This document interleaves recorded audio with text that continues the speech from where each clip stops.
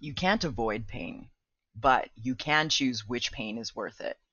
And that's the guiding philosophy of today's guest, Yunsu Tang, a Hong Kong raised entrepreneur, two-time TEDx speaker, and co founder of Syncro, an AI tool built to help executives navigate brutal information overload.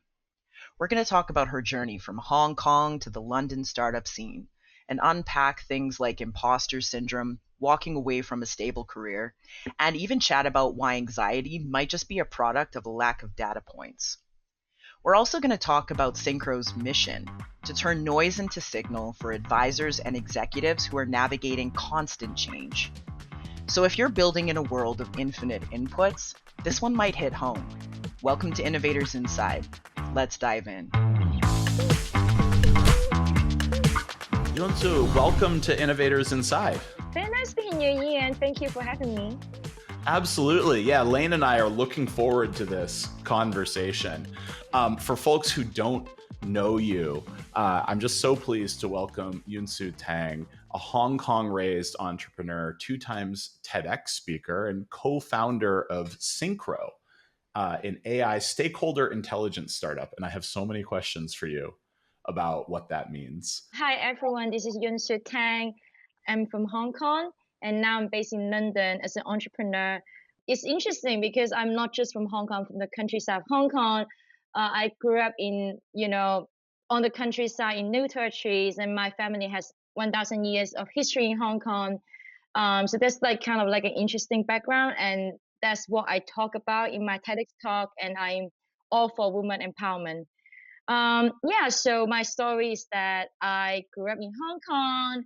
I started my career there, and then later I work in Shanghai, and I spent 6 years working in communications, and I really saw the whole digital development in the industry, and I was always craving for more.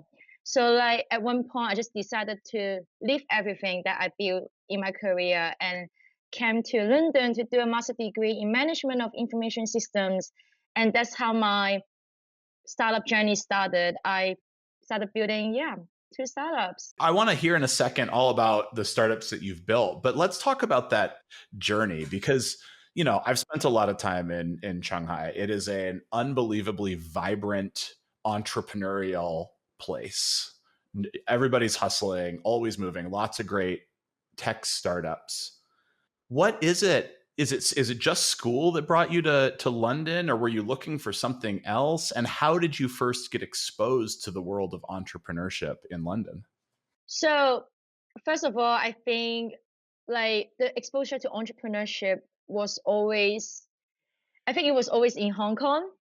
But I just didn't dare to kind of step out of my comfort zone because there's this whole expectation that you should get a job, otherwise you're kind of a failure, in traditional families eyes. So I wanted to pursue something that is kind of more expected and stable first, and in a way it was good because I learned so much in the corporate world until one point that I decided that I I I was contributing more than I was learning. It was a good stage to have to be in, but at the same time, I could feel that hunger and that craving. So that's why I decided to leave my very stable corporate job at one of the, I would say, leading and the best firms in Hong Kong called FGS. The best firm in the world called FGS Global.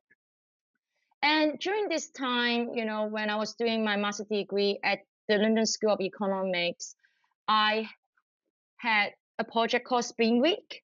So, it is a project where you come together as a team and you have an idea, you have a problem that you all wanted to solve, and you do rapid prototyping within a week and do the pitch. And that was the moment that, when you have spent years just working hard, and kind of testing and knowing what you like may not like as much, and you can feel it when you have a moment, when you're like, oh wow, I love doing this, and that it's so hard to have that feeling. So I could feel it during this Spring Week project. You know I couldn't stop working. I worked till 4 a.m. and I would wake up at 8 a.m. and just kept working. And literally at that time, my classmates in the same group as me, they were like, "What's wrong with you?"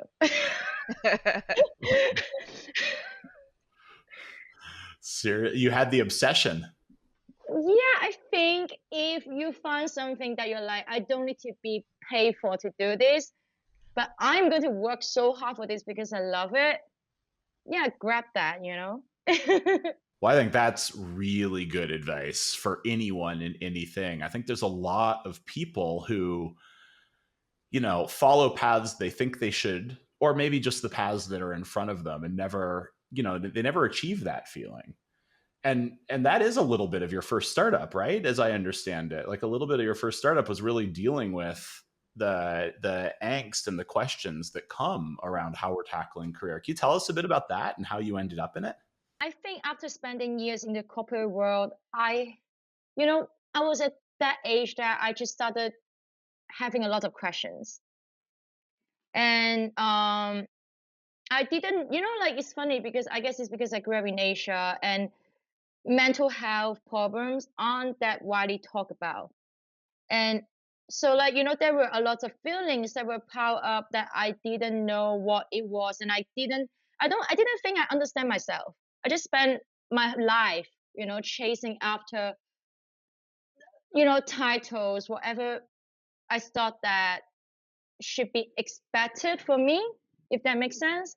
Okay, it can be that promotion, it can be like getting into a good firm, like getting into a good school. And I think all of these, they are good goals to have. I'm not saying that they are not good, but at the same time, I just felt like sometimes there was this emptiness. It's like, like I just started asking what I wanted. And also when I look back at my career path, I really wish that, there was additional help that I could get.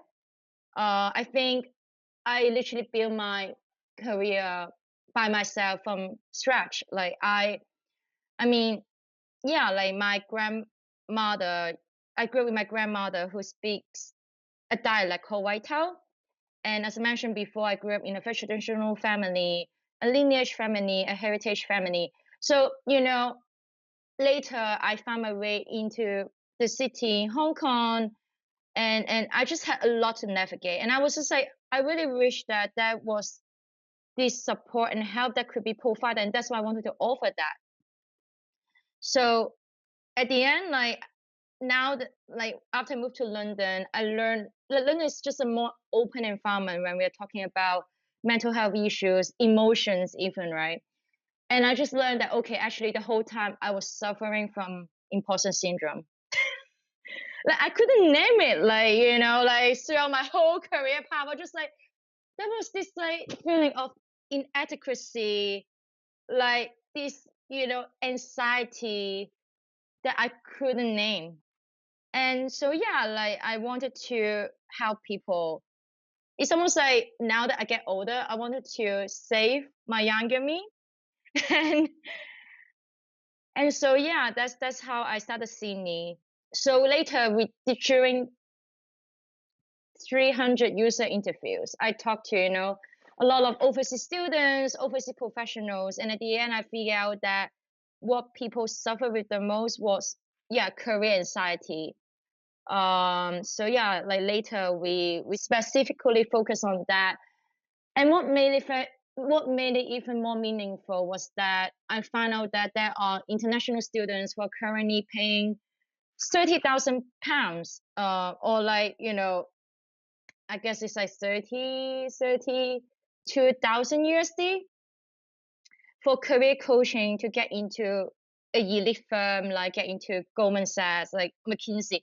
And they don't even know what investment banking is, like what consulting really is, right? Like, I just wish that, where like the help that they need could be provided, and it's like the appropriate help, not like, okay, you're paying this big chunk of money just trying to get into a firm that, you don't even know if you will enjoy working at. That's right.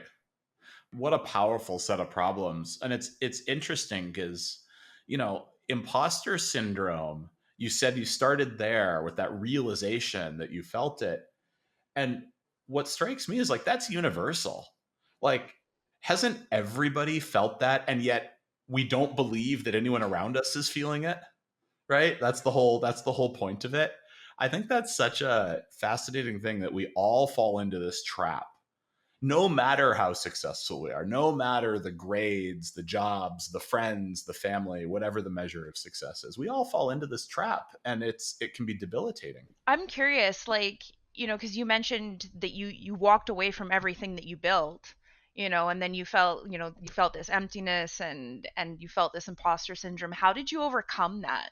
Like, how did you break through that barrier of fear? I think till today, sometimes I still feel it. A lot of founders feel it. But what I learned is that I recently read a book called Becoming Bulletproof. And so like that's this like former FBI agent talking about how to deal with fears. And she talked about, there are three methods. So it's like either fight, flight, or freeze. So it's 3F. And I think like as a startup founder, you really have to keep fighting, because fighting is the only way to generate more data. Sometimes like the way that I interpreted anxiety now is that, I mean, like it works for me. It may not be working for everyone. I think sometimes anxiety comes from a lack of data points to make a certain decision. But the thing is, if you just freeze, how can you get more data points? You can't. Right? Like if you just escape from the situation, if you fight, you're not having more data points. But if you keep fighting, just like make a decision, right? Like you can maybe have a better data point. It's okay, right? Like, but you can make the next decision and you have like more and more data points. And at the end, you will train up this intuition to make just better and better decisions in life. And also, the other thing is, during when I was building my first startup, I interviewed 50 mentors and coaches. And a lot of times, we really need to look beyond people's resumes. We never know what people are actually going through. So there's no point to compare, even though that's very, very tough, especially when you're in the corporate world, right? Like you're like, I need to fight with everyone to get this promotion. I need to be better than everyone else. Otherwise, like I will be behind. I could get fired. Blah. but I think it's very important to not to look in. Yeah, sometimes we can forget to look in when you're in that environment. Yeah. I mean, I think that's an important bit of insight. And I love that you know, to use your analogy, you didn't freeze, you gathered more data, but you built something that, you know, can be helpful for people. Like that's the entrepreneurial spirit. But let's jump to what you're doing now, because you are working on something new, Syncro, and it sounds like you're tackling a pretty tough problem, but an important one. So I want to have it in your words. What are you working on now, and why? Like, what brought you to this? Yes. Yeah, so now I'm building Syncro. Syncro is an AI tool for stakeholder intelligence. So that's the problem that I saw in my previous job at FGS Global. So it's an advisory firm acquired by KKR, and we advise on some of the, most serious crises in the world. And also we work on M&A and IPO deals, etc. So during that time working at FGS Global, we realized that I spent a lot of time gathering data and filtering out relevant data, prioritizing data to generate insights and to give advice to executives we were working with. So I believe that that's a way smarter way to do this. Like we talked to 100 advisors for executives, and it is very common for them to face information overload issues. That's a common issue that they face. And now people are still using Google Alerts, particular news alerts, and all these alerts, they are not intuitive enough. You get a lot of information, a lot of news, you get a lot of notifications that are not actually relevant to you. And there isn't a system to prioritize all this information. And that's why we wanted to build a solution by using the latest AI technology to give people the most relevant information and to also the most impactful information and insights. And so what's been the reception? What kind of progress have you made, and what are you hearing from your users? We are still running a lot of tests. So we have interviewed a lot of advisors, and for example, we were building an AI generated podcast that could just directly talk to you about your day, like what was relevant to you. It's almost like having a personalized reporter for you to tell you news and information that's relevant to you. A lot of times, when we, let's say, turn on the TV, we would realize that, okay, yes, like you have a lot of, updates that are going on, but okay, but you may just spend, 20 minutes listening to things, but then obviously everyone is in a different situation, and there's information that's more relevant to you, and there are updates that are less relevant to you. And that was one of the tests that we were running. And the perception, the feedback we got, was pretty good. It's a real, boy, is this a real problem space I think we can all empathize with, right? Notifications everywhere, never can keep up with the information we need. I think I may have mentioned on the pod before, Lane, I can't remember if I've told you about this book, but one of my favorite authors is Neil Stephenson, and he writes some combination of kind of like sci-fi, historical fiction. He's got a book called Fall or Dodge in Hell. And I'm not going to lie, it's not his best book ever, but there's a really interesting plot point.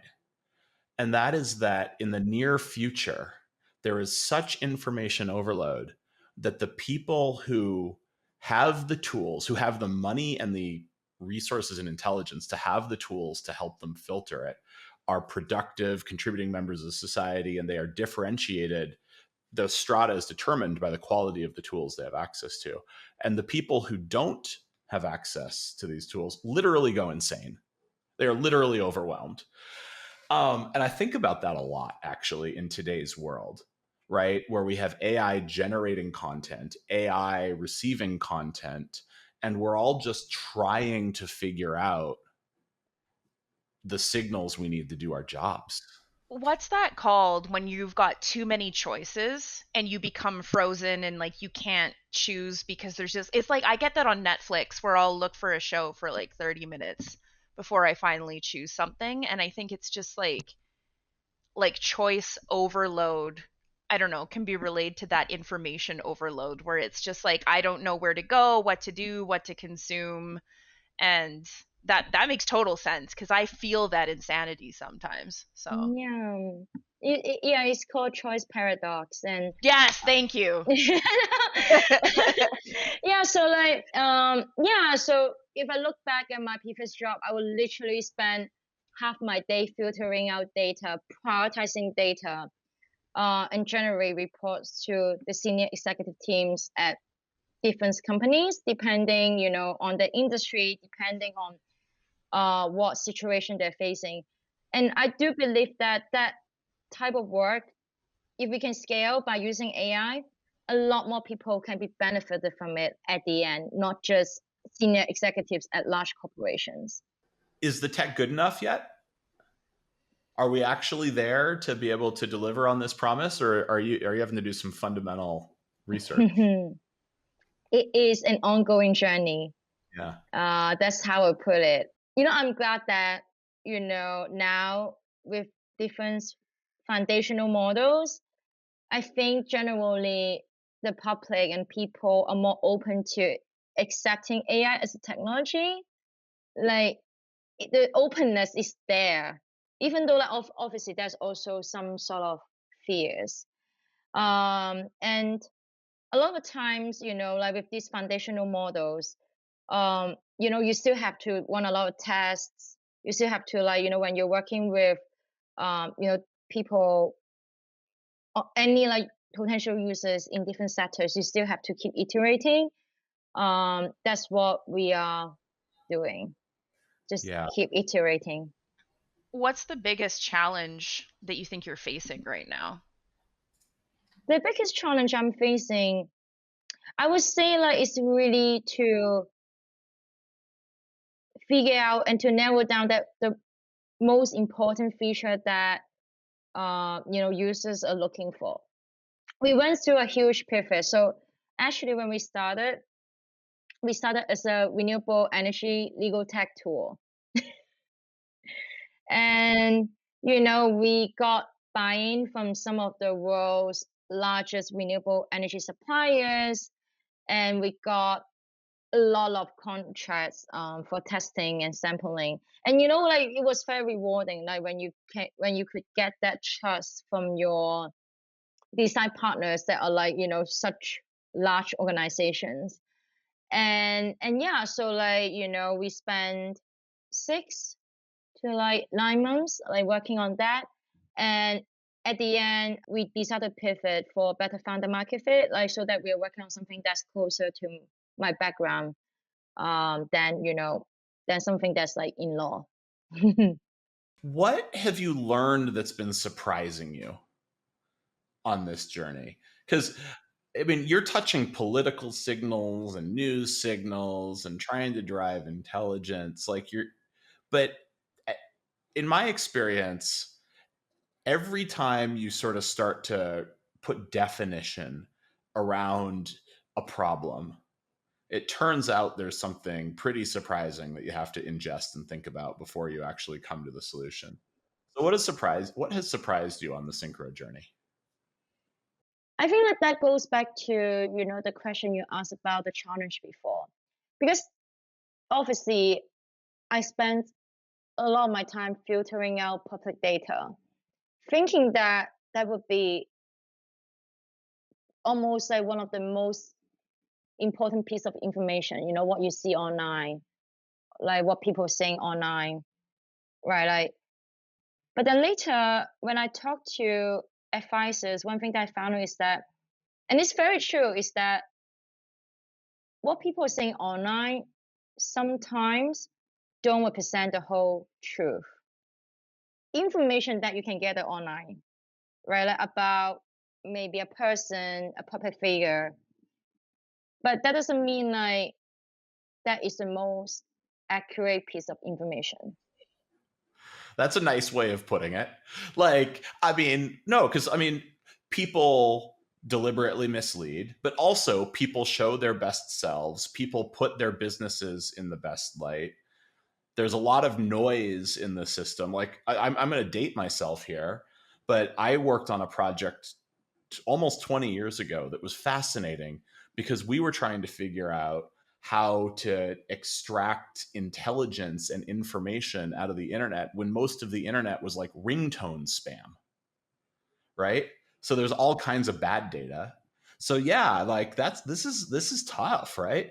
It's very tough. That's why I was saying it's not that easy. It's not that straightforward to get very useful insight. So it's a journey of iterating.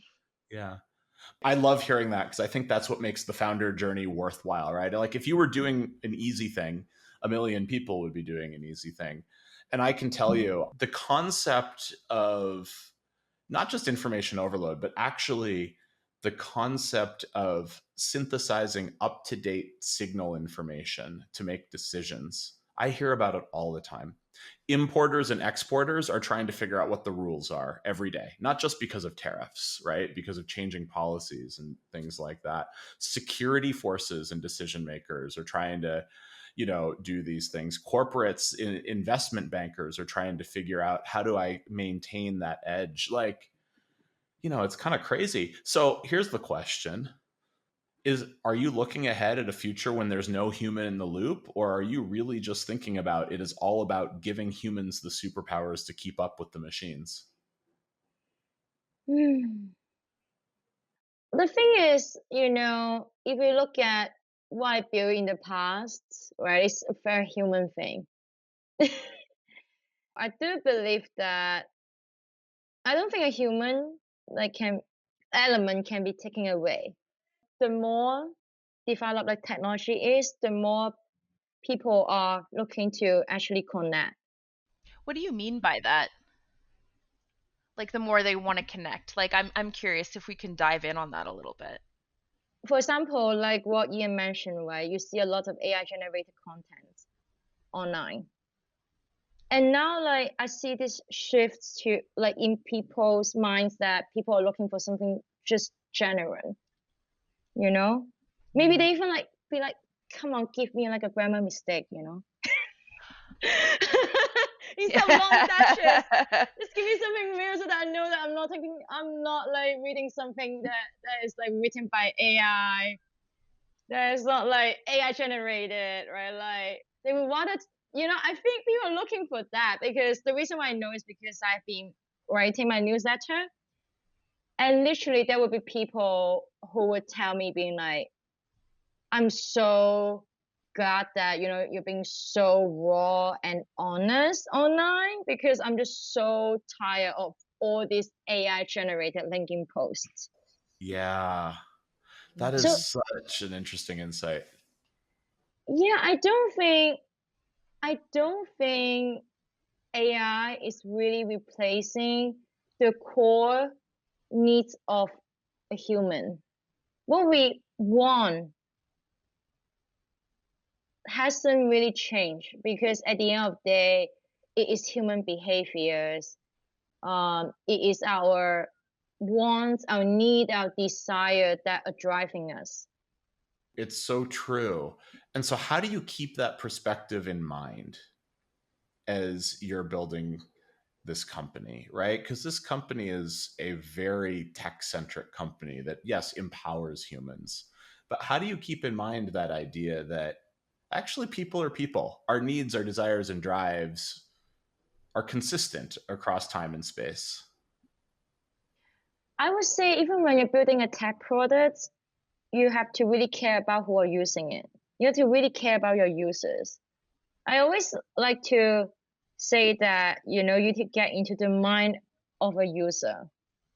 You have to really understand what they're looking for, what they want, especially when, for example, when you are finding advisors, when you're finding, your design partners. And a lot of the times you are dealing with real people, like individuals who are making a decision of if they're going to give you more data or not, if they're going to, give you more help, more support or not. You're dealing with actual people who can be the gatekeepers of organizations, of companies. So I really think that, when you're doing any business, you need to understand people. That's how I would put it. Even no matter if it's tech product or not, right? Like if you don't understand humans, you don't understand users. And without users, I'm not sure you actually have a product. Maybe you build something, but if no one is using it, You certainly don't have a business. yes, you certainly don't have a business for sure. Yeah. This is fascinating. And I think a lot of our audiences are going to want to follow Syncro and follow the evolution of your product here.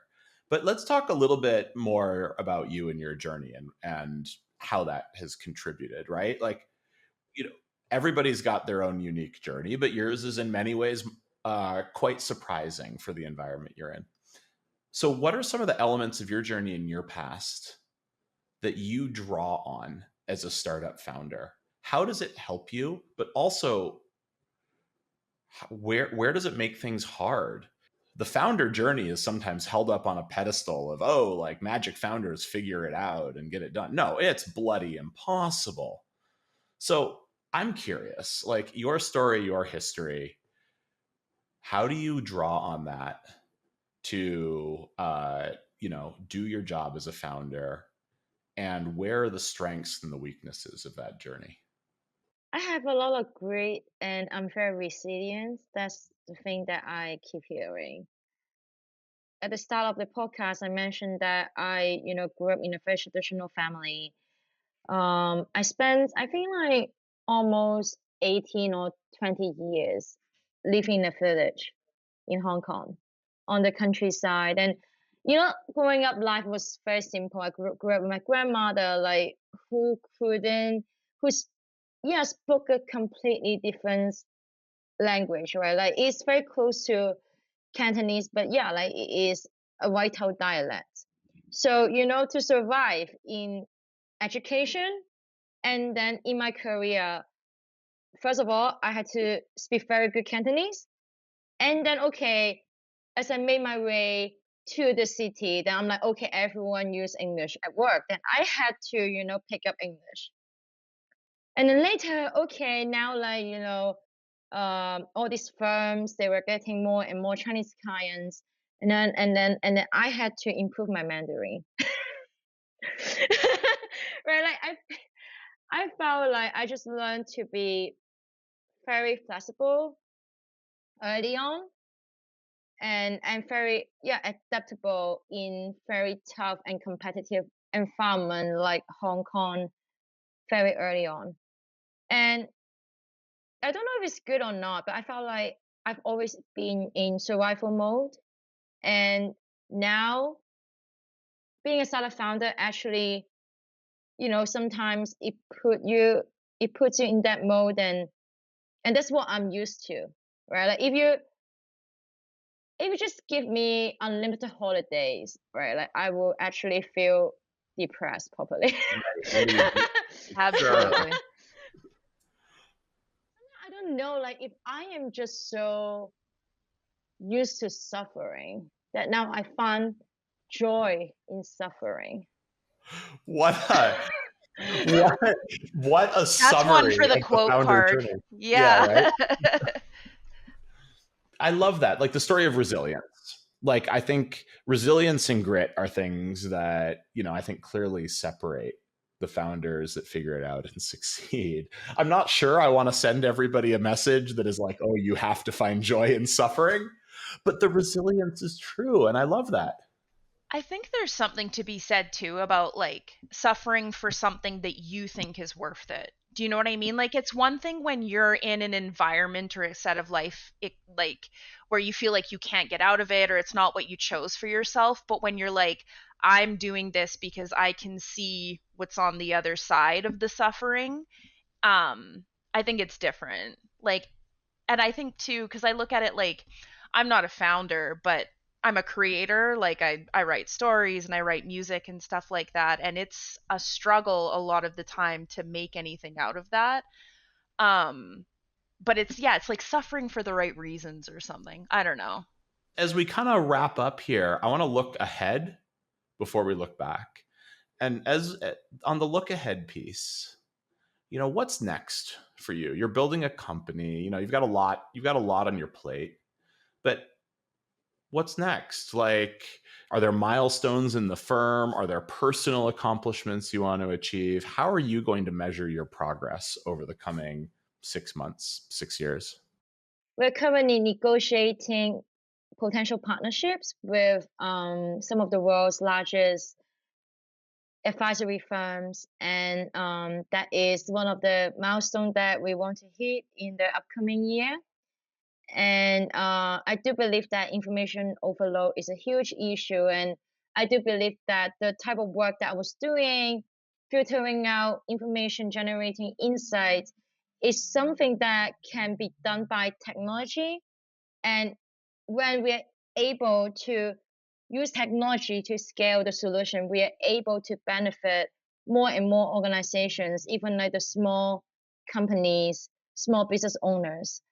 And I think I think that's my goal. I want to, yeah, give people the tool to help them make better decisions in their businesses, no matter how big or small their businesses are. Yeah. Awesome.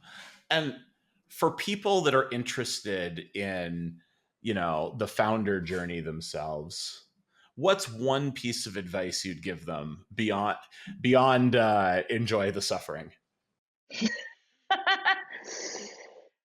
I want to say something that is like, that's also not that like, choose your pain.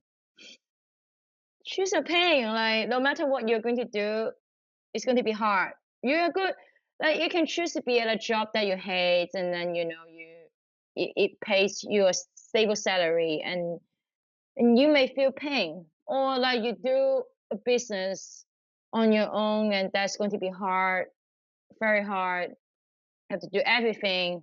It's going to be painful too.